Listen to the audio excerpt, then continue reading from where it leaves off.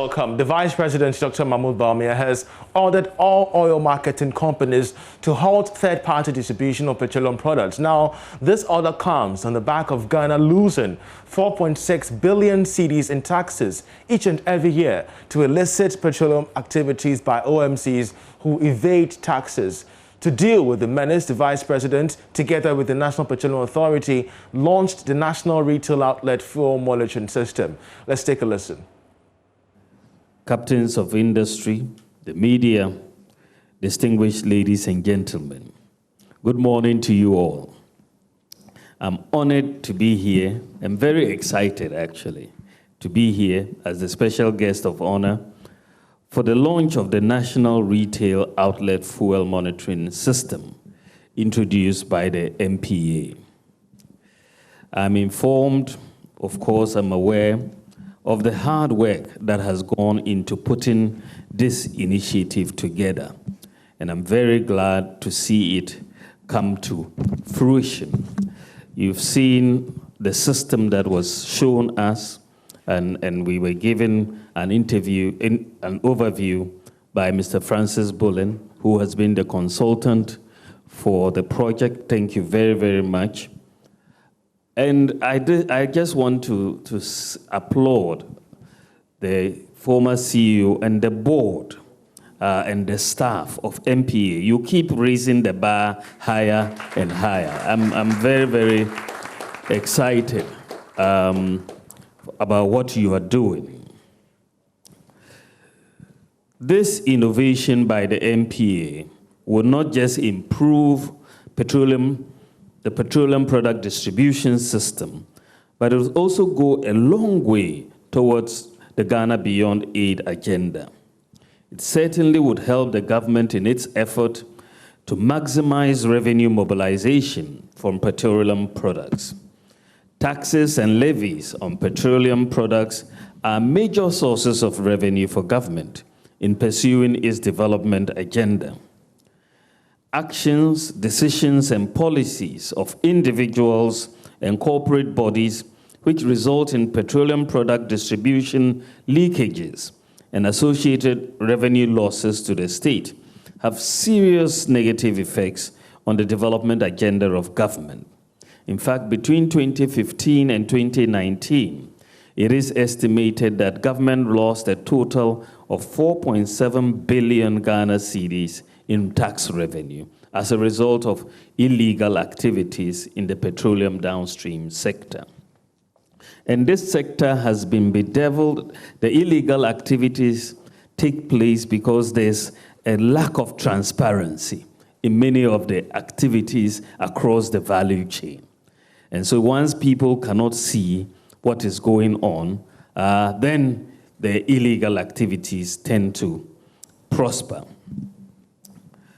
So it is in this context, and I remember in 2017 when the NPA was at the economic management team for discussion on how do we deal with these matters. It was very clear that we thought that to bring transparency and ultimately accountability, NPA needed to embark on digitization of the processes as far as fuel distribution is concerned. And again, I must really commend them for what they have done. They've done many projects, including the ERMDS and so on, that have really digitized their processes. And we think we are in the right direction. In fact, in January last year, I recall that I had the pleasure of launching the control center for the electronic cargo tracking system right here in this auditorium. And what we are launching today is just a necessary and logical follow-through of the ECTS, the electronic cargo tracking system. Because what we are launching here today with this initiative of the retail outlet monitoring system is we're now going to be seeing, as we said, the ECTS, we are looking at the trucks taking the fuel, but with the retail outlet fuel monitoring system, we're seeing where the fuel has been put and monitor the fuel over time. So with this initiative, we are looking forward to blocking revenue leakages and improving revenue mobilization that would contribute to the government's efforts to providing social services and funding for infrastructural development. I mean, ultimately, what excites me about this system and how it has been put together, because it's a very, very effective way of checking all these illegal. Well, the Director of Safety Services at the MPA has been detailing the extent of damage illicit activities have had on Ghana's downstream petroleum industry. The authority carries the task of ensuring regular supply of petroleum products to all parts of the country, as well as achieving an efficient petroleum products distribution system. The authority has an obligation to ensure that the industry continues to remain robust and profitable.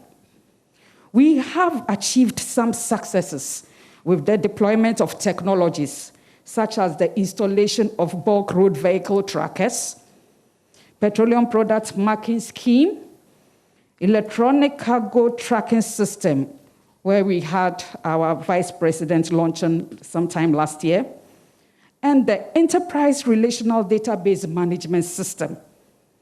For example, the deployment of the BRV tracking system is saving the Unified Petroleum Price Fund, that's the UPPF, about 10 million United States dollars of false claims annually. Your Excellency, the implementation of the price liberalization policy in July 2015 has brought about keen competition amongst petroleum service providers. The keen competition among these service providers has resulted in a price war, which drives the service providers to look for cheaper sources of fuel in order to beat each other on price. Some petroleum service providers have, unfortunately, resorted to illicit activities in order to stay competitive in price. These petroleum service providers who have looked beyond reducing their margins to compete on price are rather creating avenues to exploit the petroleum tax system by dealing in petroleum products acquired outside of the authorized value chain and therefore evading paying petroleum taxes. The key supply and revenue leakage avenues are illegal imports. That is, imports via unapproved offshore routes, notably along the shores of Takoradi, Tema, Pram Pram, and Aflao, and even at the country's main ports at Tema and Takoradi. Your Excellency, any keen observer of trends in the downstream industry would have noticed that the volumes of petroleum products recorded through authorized structures dropped from 3.528 million metric tons in 2015 to 3.329 million metric tons in 2016,